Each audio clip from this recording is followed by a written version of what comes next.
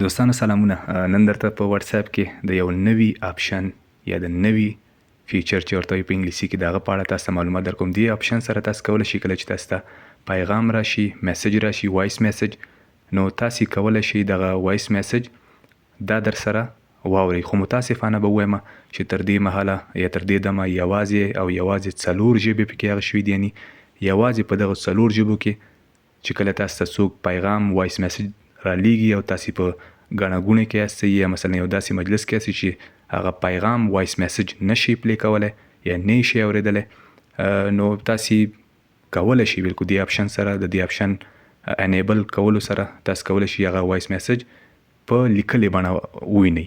نو هغه لپاره تر ټولو لومړی خپل واتس اپ مو اپډیټ کړئ، ځکه چې دا همدا څو ورځې کېږي د دې نوي کال 2025 سره مقصد همدغه یو هفته کېږي چې دا آپشن اضافه شوی. له خبرم چې دا آپشن تر اوسه پورې په واتس اپ بزنس کې نه دی هغه شوی.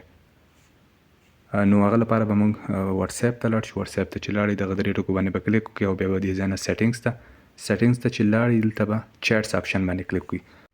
نو په چیټ آپشن باندې چې مو کلیک وکړو چیټس باندې، هغه نه وروسته دا آپشن تاسو نه وایس میسج ټرانسکریپټس، نو دې باندې به تاسو کلیک وکړئ. ګوري دا فعلا غیر فعال ده، نو که فعالوي تاسو به په دغه ځای باندې کلیک وکړئ. کلیک چې مو وکړو چوز لینګویج، نو چوز لینګویج باندې به کلیک وکړئ. هغه نه وروسته مثلا اوس دغه هر ژبې کې چې تاسو غواړئ چې تاسو ته وایس میسج یا صوتي راستولې ده، نو تاسو چې هر ژبه کې هغه کوئ نو تاسو به هغه ژبه انتخاب کړئ. ژبه مو چې انتخاب کړه هغه نه وروسته به تاسو نه باید تاسو یو څو MB مصرف کړئ، ځکه دا چې تر څو پورې دغه سیټ اپ ناو او 136 MB تاسو نه وي، نو تاسو به په دې باندې کلیک وکړئ سیټ اپ ناو باندې. نو دې سره به تاسو دلته باره زه به دا هم تاسو ته وښیم ټرانسکریپشن ډاونلوډ، نو دا به دلته ډاونلوډېږي 136 MB ده. نو کله چې تاسو دغه آپشن فعالوئ تر څو چې مو دا مثلا 136 MB تاسو نه یې کړي، دا آپشن به کار نه ورکوي. هغه نه وروسته دلته ټرانسکریپټ لینګویج، نو ټرانسکریپټ لینګویج کې کوم هغه چې غواړئ تاسو، نو دلته انګلیسي ده، اسپانیول سپینش چې ورته وایي، پرتګیز ده، پرتګالي ژبه او روسي ژبه. نو هر ژبې مثلا تاسو ته چې اوس چا پیغام استولی تاسو غواړئ په کومو ژبو کې مثلا هغه کوي، نو فعلا زه انګلیسي کوم ځکه چې انګلیسي باندې زه پوهېږم.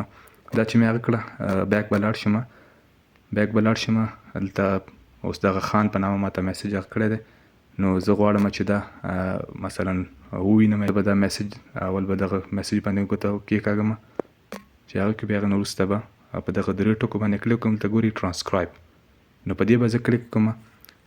کلیک چې مې وکړ دلته ټرانسکرایبینګ ګوري تاسو دلته لیدلی شئ هلو فهیم how are you doing everything is okay. نو دغه میسج چې وایس میسج ماته راستلو، نو تاسو لیدلی شئ چې دغه ماته مثلا له وایس میسج لیکلې بڼې ته اړولی دی.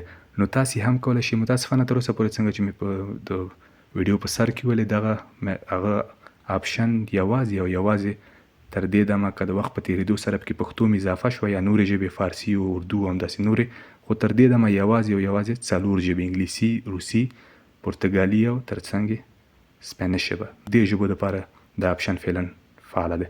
نو که ویډیو مو خوښه شوي در سره لایک یې کړئ، نظر یا پوښتنه لرئ موږ سره کمنټ لارې شریک کړئ.